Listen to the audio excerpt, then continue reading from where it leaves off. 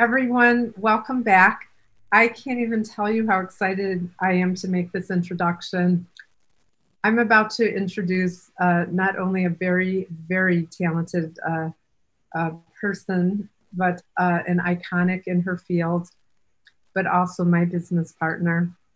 It is my pleasure and honor to introduce JANNICKE Mikkelsen. She's an entrepreneur, a new tech director, DoP, as it says here on her slide. And we're going to be turning the screen now over to her. But first, I want to thank her. Couldn't have done it without you. So take it away. Thank you so much, Molly. Thank you, and hello, everybody. It's been an absolute pleasure working with Molly and putting on this event for everybody. We've actually, like everybody else, had to go online, and we actually had the support of a network and a platform as well to go online. So I am a tech entrepreneur and a new tech filmmaker. It's a little bit of a strange title, so why aren't you just a filmmaker? So what I saw was I wanted to see beyond the frame. So a movie frame is like this, like the one you see behind me, but there's so much else to be discovered now that we have the digital technology. We started to explore VR, XR, AR, but I think there's other ways of telling stories as well. So I want to play a little video for you to show my work and how different it can be.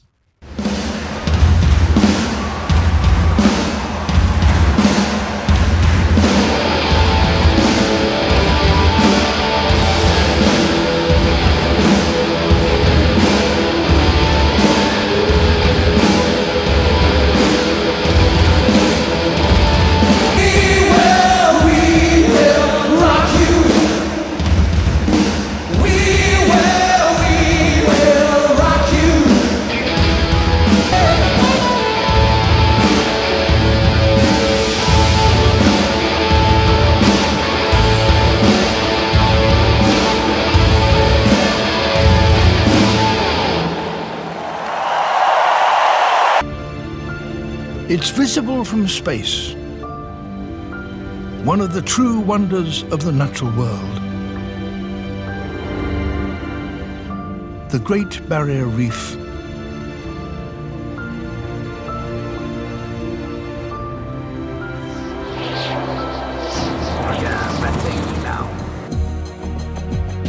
Enjoy a stunning 360-degree view of the reef as I guide you ever deeper through this extraordinary community of animals.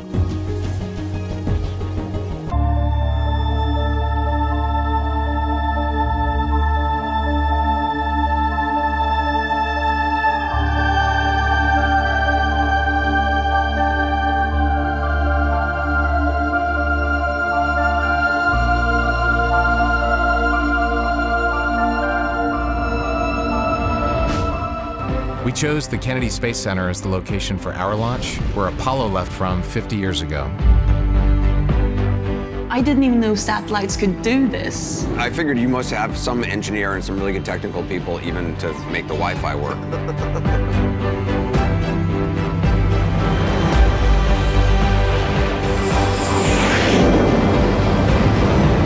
One more orbit, Gulfstream G650ER is not going to slow down for anybody. Okay, so this guy is going to press him up. JANNICKE and Magdalena are probably the only two living females on the planet that have circumnavigated the poles.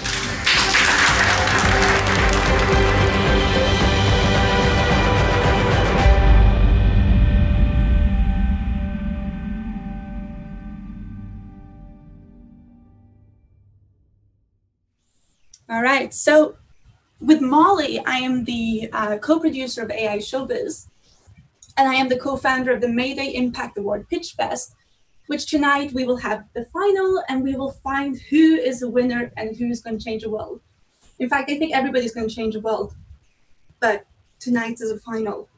So I want to explain what I do for my day job, and this is what I do, the new tech filmmaking. So I work as a director and a cinematographer. And sometimes I get really bizarre pitches come through. And I think the most memorable time in my life was when Queen came to me.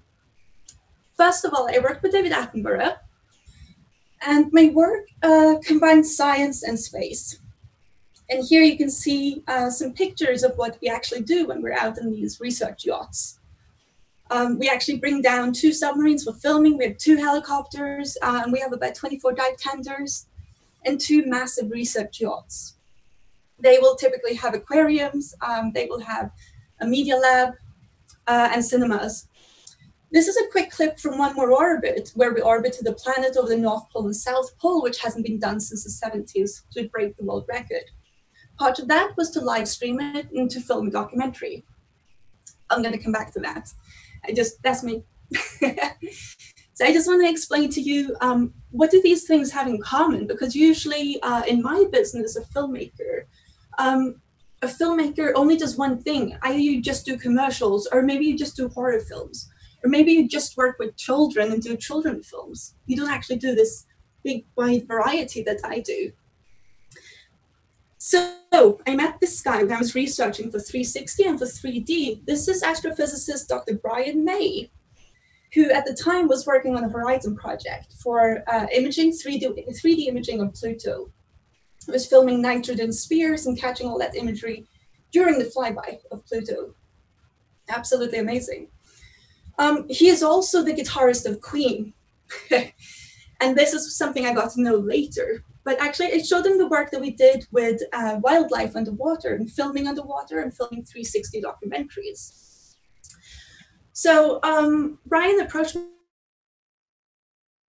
the type of guy that comes up with crazy ideas. You think they're crazy at first. He goes, I have this idea. And then Roger, the drummer, chimed in. And he goes, we want to be the first at doing this. We're always the first. We did the first music video with Bohemian Rhapsody. And we set the standard. Now we've seen something new happen now that digital has hit the market. And we want to create something for fans. The only reason why we travel and why we tour the world in their 70s is because the fans want it. They demand it. So we want to give a present to them. This has to be in 360, because then we can have us on stage and we can picture the fans. And we want 360 audio. But we've never heard 360 audio. So you have to invent that. Oh. And Brian goes, I love 3D. Can I have everything in 3D as well as 360? So I was like, oh, that makes it tougher, definitely. And then Roger went, then I want to fly around the arena like I'm in a spaceship. Pretty impossible brief. So I said, how much time do I have to prepare this? And the band went, 2 weeks. So you have to develop a professional production on a minimum time frame. So you start with a story. You can't start with a technology. You have to start with a story. So I sketched out the music and I wrote down the lyrics and I sat with the band and I said, why did you write this song? What does it mean to you? And when you're on stage performing, when do you give the energy to the audience? And when does the audience give that energy back to you? Because it's a dance between artist and audience. So I asked them, do you know the purpose of a close-up, the power of filming a close-up of you? But if I'm filming you in 360, I have to be right next to you. I can't be filming from front of house. So Queen sent me their stage map, and anybody who works with cameras will understand that this is impossible to use. So we actually had to sit down and we had to call up the joiners and ask them the different sizes of the stage and the drum risers and everything, and started bringing in possible things, ways that we knew to film concerts with sort of like a techno crane, pardon me. And what we would be able to capture, we quickly realized we wouldn't be able to capture any sort of real action. And we'd be flying around crazy with a techno crane. And in 360, the only thing you're going to do in 360 is just induce nausea and make people just feel absolutely terrible, like these two. So I was talking with the production team. I was like, we need to invent something. We need something that doesn't exist, that they don't typically use for concerts. So we're studying football games and how they have this camera that hovers in space on a 4-point wire rig. We said, can we bring that into the venue? It's not really a traditional thing to do during a concert, especially not over an audience of 20,000 people or more. But what this wire rig does is it gives you an envelope. An envelope is where you can fly in 3D space. And I could capture all those angles that the band wanted. So by being able to fly anywhere in the space, I can actually fly with the artist right next to them on stage whilst I'm filming 360. So this gave the band exactly what they wanted. So we started inventing it, and I actually, yes, problem. They were on a summer tour, and during the summer tour, there's 100,000 people at each concert.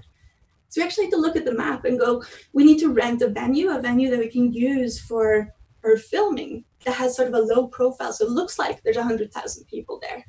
We actually settled on Barcelona. And in Barcelona, in Palos and Jordi, we found this perfect arena that fitted with a tour map. And as you can see, it has a flat profile, and it actually has ideal points for us to hook up the 4-point wide camera. The reason why we couldn't do it outside is that the buses need to leave and tour from city to city, so there's no time to set up. So here you can see a picture of the arena before we build the stage. We travel with the entire stage around Europe as well. So we get one day to set things up, and then we open the doors at 7 p.m. at night.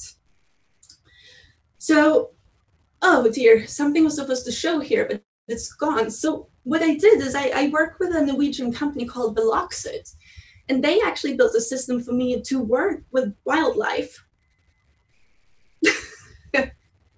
This is a failure, actually. So we did the tests, and we had the software to run the cameras in the arena, working with Veloxid, and we're at rehearsals, and all those lights are supposed to be green, but they're actually yellow. Which was, I think we about had a heart attack at that point, because what we didn't think about was the base camera. Just oh, someone else is on. So Brian said, I see all the good work you guys have done. So what do you need to get this ready for tour on Monday? So me and Henrik, my programmer, sat the entire weekend in that rehearsal hall and programmed and just lived on Coca-Cola. That's just the ugly truth of it. No sleep. He had a hotel room and he never even used it. And we got that thing up and running. And actually, this is a test that we ran during rehearsal, and we proved to the band that we can do it. And Roger said, okay, I'm in. No one's ever taken a picture of me playing the drums, so I'm in. I can see what this thing can do now. So we packed our trucks and we went off on tour in Europe. So that's sort of one kind of gnarly experience, but definitely one of the best experiences of my life, where you really get to invent from scratch. But the problem with rock stars is that they don't follow cues. So when you put markers on the stage, they're not going to follow what you say. And I only realized that once we got to Portugal. So what I did from wildlife is we put out bait. That's how we take pictures of wildlife on the water, because they want to be next to the food, and then we can get the great pictures. So I realized pretty quickly that bait for rock stars is their monitor. Now, next to One More Orbit, this is a completely different project now. We're in the skies, and I'm actually using satellites to create our movie. So we're live streaming to 55 million people following us fly around the world and see if we can actually beat the world record. You know, partly also if we survive the South Pole, flying over the South Pole. So for Queen, I filmed the world out the way in 360. In my brain, this makes perfect sense. But when we were going to film for One More Orbit, I just reversed all our technology that was previously made. And I used the satellites as cameras to track the world. So in essence, it's exactly the same production, but it's been inverted.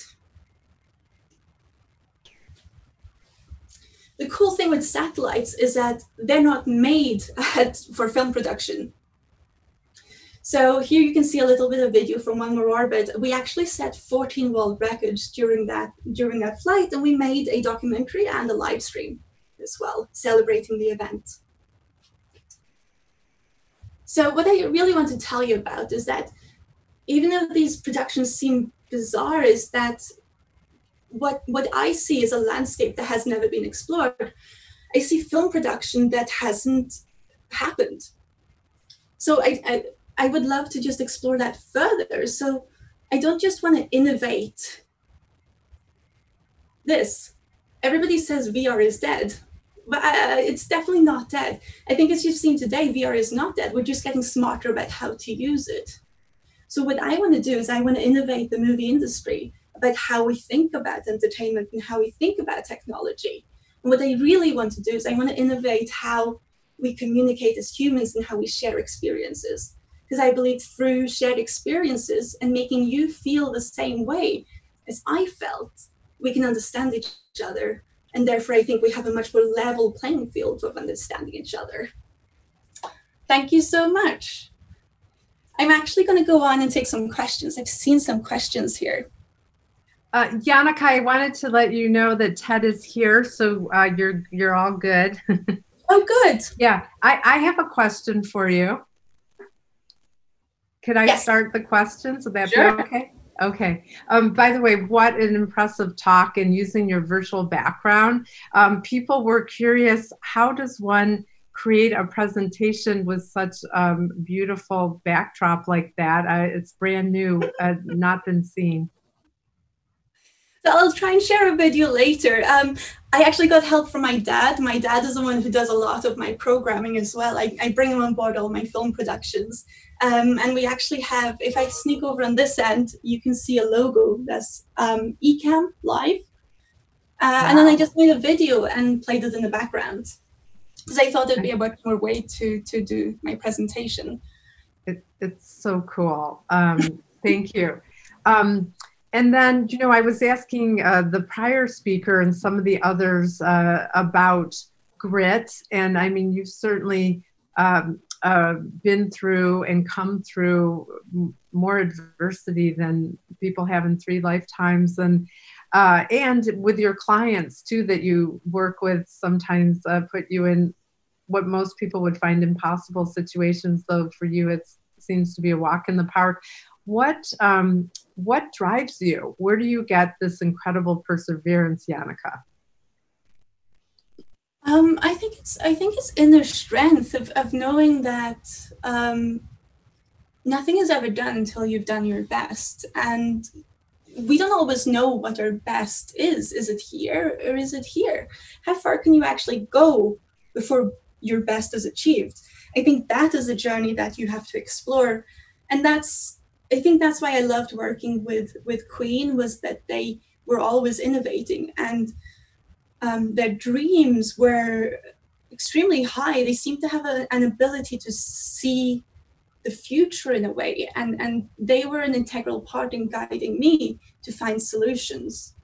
I also have sort of, my personal history is from having a horse riding accident, where I actually spent 5 years learning to walk and run again. And then I started speed skating once I figured out I could start running. And then speed skating turned into national championships, and then it turned into a professional team, an Olympic development team.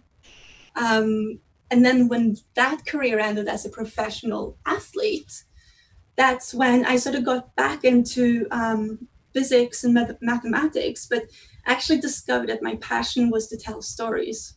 Because I really believe through stories, through movies, you can inspire people. You have a lot of power to bring the beauty of our planet and the beauty of people to people.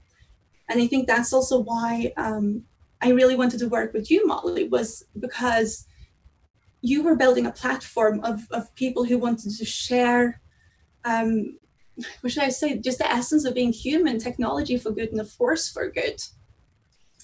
I really found you had a network, and I had a network of people that I wanted us to sort of just melt together, because we were all a bit lost. We couldn't quite find each other. We knew other people existed, but we couldn't quite find each other.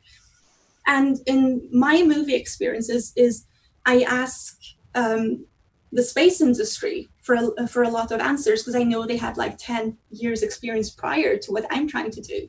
They also ask programmers, and I reach out to other industries to try and solve problems that I meet in my filmmaking industry. Does that answer your question? Oh, beautifully, beautifully. Now to your craft, a question about the people you work with. You have worked with Dr. Brian May and other iconic personalities, and you've had quite elaborate projects.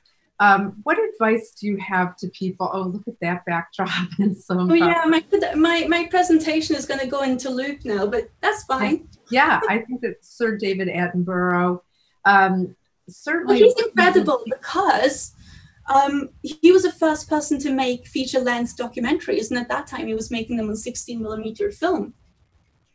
And when I went to film school, I was lucky enough to actually use one of his 16mm film cameras, and I hugged that thing like it was life itself, because I was like, oh, if this camera could just talk. Yeah. I'd actually tried to get a job with David Attenborough for 6 years.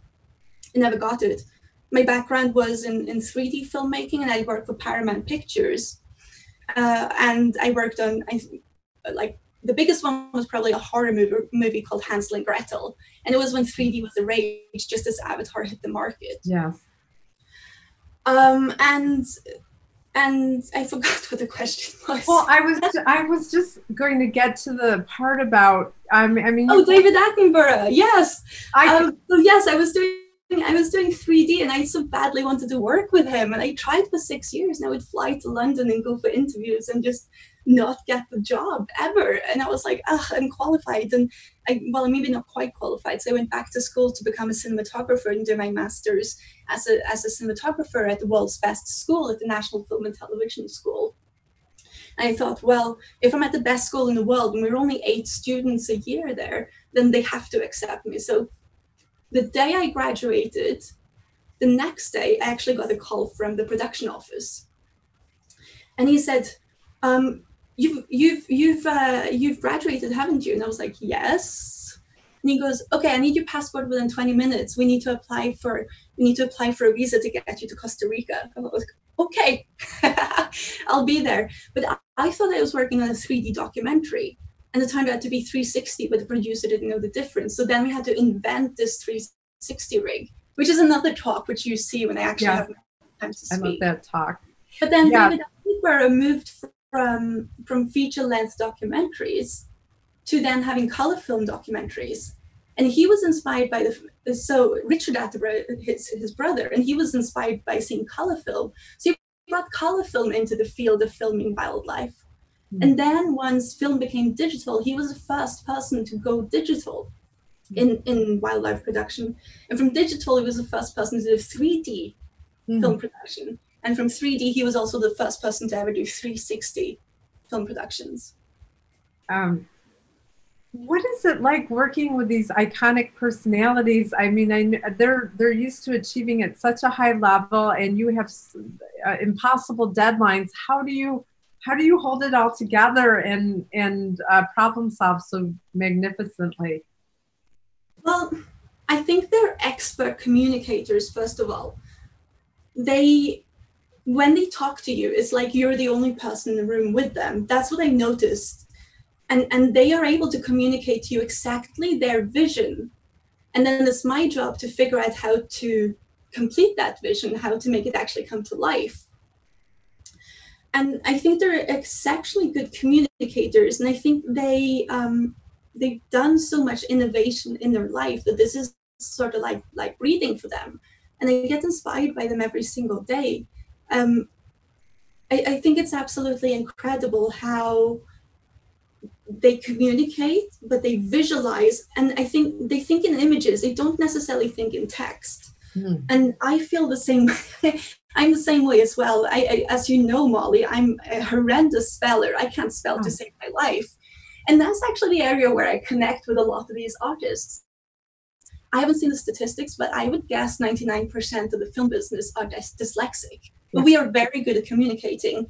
Now, I think like 90% of the engineering industry, they're not very good at communicating. And I'm trying to merge these two worlds where we can actually start communicating this exceptional science and innovation that is happening in the world to actually make people feel how incredible it is. And also, I think Queen said it best. They said, the show must go on. So whatever happens, show just has to go on. That's right. And I will just end, for you and I, our show had to go on. It was meant to be a brick and mortar show, wasn't it? And just 6 weeks ago, we realized not happening, and we pivoted, didn't we? and here we are. Well, I think you were really quick at calling it, Molly. Remember you went on the phone at me, I think it was about 3 o'clock in the morning, 3 a.m. And you said we'd just gotten word of the coronavirus, and I think both of us were looking at the data and the WHO website, and we saw the statistics, and we're like, it's not even worth the risk. We're going to switch everything. We already had a streaming platform, but we're going to switch absolutely everything online. Yeah. And I'm so happy because had we been in, so we were going to be at Expert Dojo in Santa Monica in California, but we could only fit 250 people. Yeah. That was our estimation. And now we actually have 4,000 people watching. Yeah. I mean, we're blowing all kinds of bandwidth records, and you had to call that internet site. But I think it does too go to point to how you are open. And there's one other thing maybe we'll end on, which is teamwork. Jannike is, if you want someone on your team that will keep you going, because we all hit walls, don't we? And especially when you're trying to do something that's never been done before. And Jannike's like, you're doing great, no matter what. She's like, what do you need? And the support of that. Where do you get your team spirit? Final question. I get it from an incredible family. Definitely. My family, my mom, my dad, I don't have sisters or brothers, but they're working with me on every single film production. So every production I've done, you'll see my mom and my dad in the credits, because they either do the program, they do coordination. But I think the key thing when you're in a team is to ask the other person, or ask everybody in the team, what do you need? What can I do for you? That's so true. Well, Jannike, your talk once again was off the hook. Thank you so much. And I mean, this has been amazing. I'm going to end the recording here and get ready for the next speaker. And I know you have something you're working on too. So I salute you. What a pleasure to work with you. Thank you for bringing so much fun into my life. What a great talk.